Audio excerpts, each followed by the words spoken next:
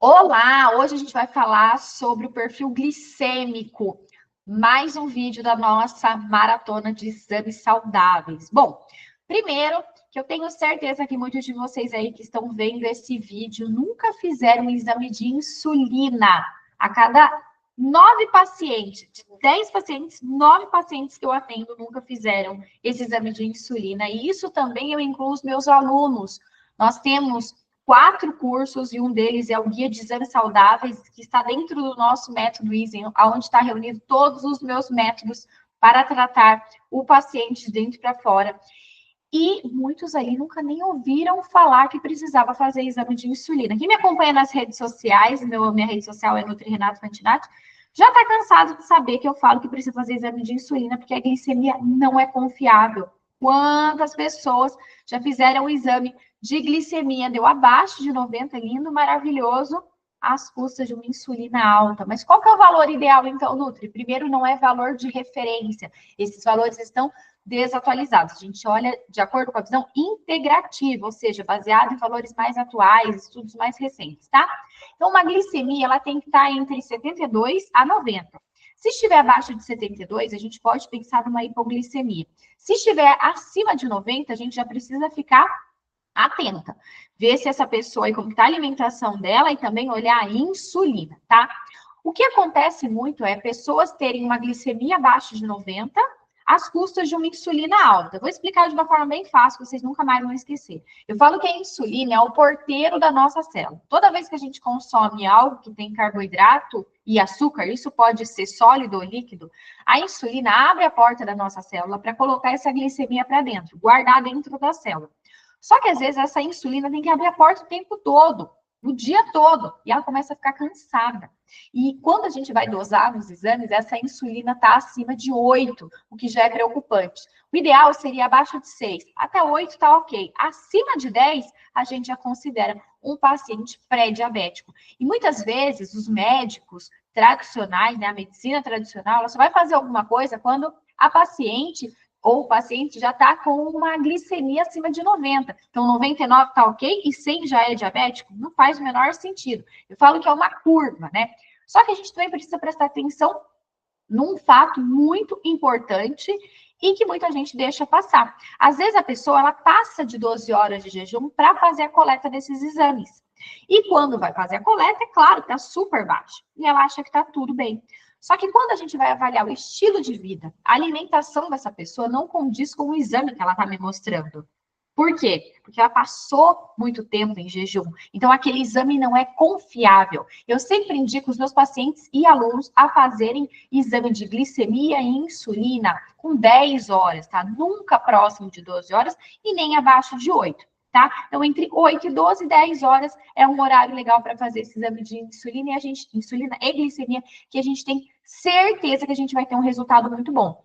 E aí, puxando um gancho para a nossa próxima aula, que vai ser sobre colesterol, a glicemia acima de 90 ou a insulina acima de 8 é um dos motivos da gente ter triglicérides acima de 100. E triglicérides é um marcador de doenças cardiovasculares, mais especificamente de infarto. Então, quanto mais acima de 100, mais risco de infartar. Quantos de vocês aí já ouviram falar assim, nossa, acabou de fazer check-up, estava tudo bem e ele morreu? Na verdade, não deveria estar tudo bem. Às vezes, ele não mediu um triglicérides abaixo de 100, ele não mediu uma glicemia abaixo de 90, não mediu uma insulina abaixo de 8. Tudo isso já estava muito alterado há muito tempo e por isso que veio a falecer. Então, a gente precisa ter essa visão macro e não um buraquinho apenas. Eu tenho até uma analogia para fazer que eu acho super criativo e muito ilustrativo para a visão integrativa. Eu falo que a visão integrativa, quando a gente fala especificamente de exames, é como uma charge que eu vi. Então, tinha 2 pessoas olhando no muro. Uma dessas pessoas estava olhando por um buraquinho e a outra estava em cima do muro, uma escada em cima desse mesmo muro. Essa pessoa do buraquinho falava que estava chovendo. A pessoa que estava em cima do muro falava assim, não está chovendo, é só um cano que está quebrado. E aquilo dava divergências de opiniões, porque eram visões diferentes. Então, eu falo que quem está olhando pelo buraquinho é gente que está analisando o paciente por valor de referência de laboratório. Você está vendo só aquilo, só a chuvinha. Você não está vendo a causa. Quem está em cima do muro está vendo a causa, que é apenas um cano quebrado, está sol, na verdade, não está chovendo. E é só ajustar esse cano quebrado que para essa chuva que ele está vendo pelo buraquinho. Então, por favor, gente, você que é profissional da saúde, que faz análise de exames laboratoriais, não seja o profissional que veja o seu paciente pelo buraquinho, tá bom? E se você é um público leigo que está aqui me acompanhando, não se limite a aceitar o seu diagnóstico sem entender a causa. Claro que a gente pode pensar também em alguns alimentos e alguns suplementos que podem ajudar a diminuir essa glicemia alta. Pegou aí seu exame e viu, meu Deus, está acima de 90. Minha insulina está acima de 8. A gente pode reverter. Lembrando, o que causou isso? Foi a alimentação, é a alimentação que vai reverter. Se você já consome, faz uso de medicamentos para diminuir glicemia, insulina, você pode ter diarreia devido a esse medicamento, que é um medicamento muito famoso aí, não vou falar o nome aqui, mas é uma dos efeitos colaterais dele, é esse tipo de causa, que é a diarreia, e com a diarreia, gente, a gente acaba perdendo muitas vitaminas e minerais, importante para a nossa saúde digestiva, tá? O que atrapalha muito a absorção de vitaminas e minerais, tanto de suplementação quanto de alimentação, o que causa cansaço, cabelo caindo, unha fraca, indisposição e até mesmo depressão. E aí você começa a tratar a depressão, sendo que tudo começou com uma deficiência de vitaminas e minerais, pela essa diarreia que você teve, que você não absorve pelas vitaminas, pelos alimentos, pelos suplementos, que às vezes causam até uma anemia. Nós temos aqui uma aula de hemograma, você pode identificar se você tem anemia ou não. Tá? Então, uma coisa está ligada à outra, começa a virar uma bola de neve. Tá? A gente está falando sobre glicemia, o que pode, inclusive, causar anemia, certo? Então, você vai lá na aula de hemograma e você vai entender também como ajustar na aula de colesterol, que eu vou falar no próximo vídeo. Voltando para a glicemia, nós temos algumas suplementações que são muito legais, como picolinato de cromo, mas a gente precisa ter um cuidado, tá? O picolinato de cromo, ele pode baixar a pressão. Então, às vezes, quando você usa por um período e você começa a sentir tontura, opa, tá caindo demais a sua glicemia tá indo para baixo de 70, tá? Às vezes 71, 70, então não é bacana. Então, nem mais, nem menos. A gente tem que ter ali uma quantidade, tudo é importante no nosso organismo, tá? Vocês vão ver que até o LDL na próxima aula, que é aquele que é considerado vilão, que top base, é importante no nosso organismo, mas isso é para o próximo vídeo. E aí a gente pode pensar no picolinato de cromo, a gente pode pensar também no inositol. O que o inositol faz, gente? Ele ajuda a colocar a glicemia para dentro da célula. A gente encontra inositol em suplementos. Quando a gente também faz feijão, é legal deixar o feijão de molho ali por no mínimo 48 horas e trocando a água a cada 6 horas para eliminar os fitatos. Os fitatos, eles atrapalham o inositol funcionar perfeitamente no nosso organismo, o que, ocasionando, acaba deixando a glicemia solta no sangue, tá? Então, a gente tem que facilitar para o nosso organismo, não dificultar. Então, deixar feijão de molho para quem tem glicemia, a insulina acima de 6, vou com a régua mais baixa, e glicemia acima de 90 é fundamental. Comer brócolis todo dia também pode ajudar, fazer o uso de ômega 3. Se você não come sardinha 2 a 3 vezes por semana, pode ser sardinha fresca, pode ser sardinha em lata, você precisa consumir ômega 3, tá bom? Não tem como ter ômega 3 em salmão, só se for salmão selvagem. É caro pra caramba, vai ter que comer pelo menos 2, 3 vezes por semana.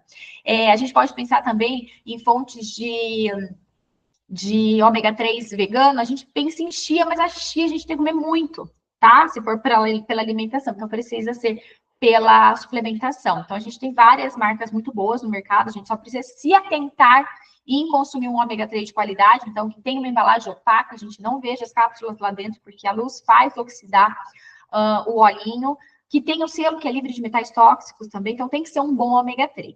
Tá bom? O ômega 3 ajuda, a gente pode pensar também no vinagre de maçã, gente. O vinagre de maçã precisa ser orgânico e in vitro. Então, um vinagre de maçã de qualidade. Porém, quem tem hipercloridria, quem tem hipercloridria, ou seja, um excesso de ácido clorídrico no estômago, pode sentir um desconforto ao tomar o vinagre de maçã. Geralmente, essas pessoas também sentem desconforto com abacaxi, com limão, porque tem um excesso de ácido clorídrico, tá? A gente também vai ter uma aula somente sobre saúde digestiva.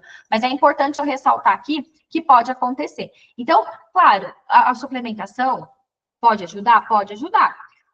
O uso de o consumo de alguns alimentos, como, por exemplo, brócolis, pode ajudar? Pode ajudar. Sementes, em geral, girassol, chia, gergelim, linhaça, cuidado, também pode ajudar, mas linhaça, cuidado para quem tem constipação, pode prender mais ainda o intestino. Arroz integral, a mesma quantidade de caloria de arroz branco, mas tem mais nutrientes. Então, faça essa escolha para o seu dia a dia, o arroz integral.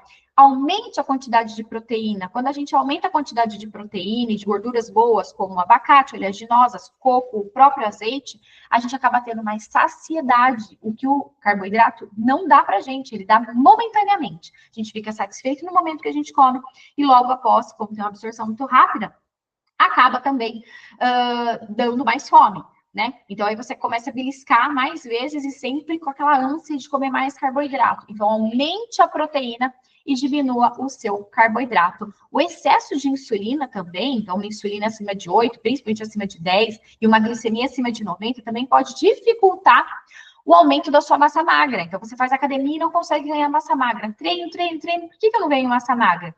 Porque nós temos um receptor que eles são muito parecidos, tanto que entra no músculo quanto que vai para a gordura localizada. Então, quando a gente come alimentos ou líquidos que contenham carboidratos ou doce, em vez dessa glicose ficar estocada no músculo, aguardando o momento de se transformar em energia, ela vai para a gordura localizada.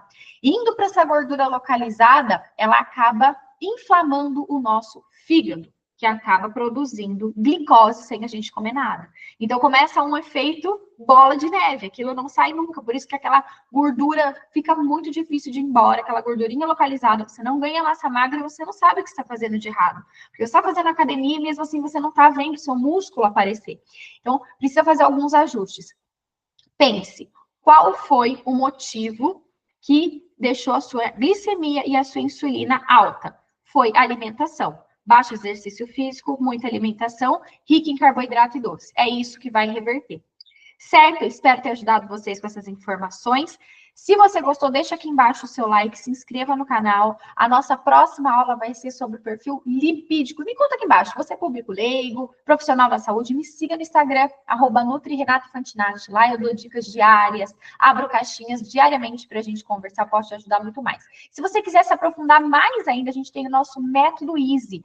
É um método que eu desenvolvi com os 4 pilares, onde eu já ajudei mais de 1000 pessoas ao redor do mundo. Vai ser um prazer te ter como aluno. Seja você profissional da saúde para arrasar nas suas consultas. Lá a gente tem até a LabPro. Aqui tem um vídeo sobre a LabPro, para você colocar os exames dos seus pacientes e dar um show de explicação. Ou para você que é público leigo e quer cuidar da sua saúde. Muito obrigada para quem ficou até aqui no final do vídeo. Um beijo e até semana que vem.